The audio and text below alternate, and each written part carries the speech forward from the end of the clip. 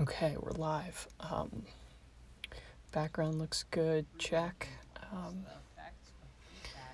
Sitting up straight, but relaxed. No reflection in my glasses.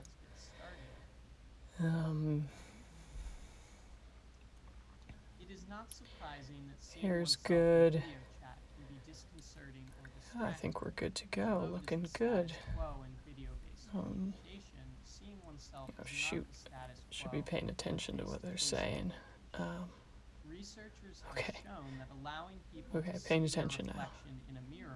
Can increase sensitivity to negative feedback in a social interaction. These negative effects of seeing yourself are attributed to an increase in a participant's self-awareness, which can facilitate aggressive behavior in angered people, thwart intrinsic motivation, and decrease self-esteem. The research using mirror manipulations suggests that seeing oneself in a video chat interface could induce self-awareness and affect resulting communication. The end result of increased self-awareness could be beneficial in some contexts and harmful in others. For example, seeing oneself can increase spontaneous self-disclosure, which could be beneficial in a remote therapy application, but harmful in a remote job interview. Our results show that video feedback increased self-awareness and perceived relational. Man, this guy just keeps talking. Just goes on and on. He's talking so fast, too. Results suggest that participants were more concerned about how others perceive them when they could see themselves.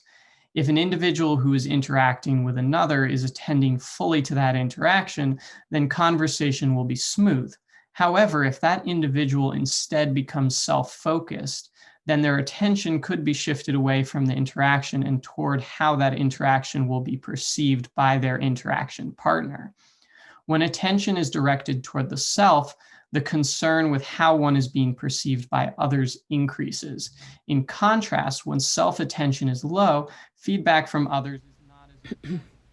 In our video chat, I wonder what I look like from a different angle, like from the side or the back or something.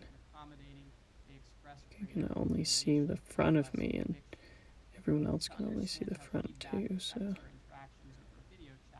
yeah, I wonder what that looks like.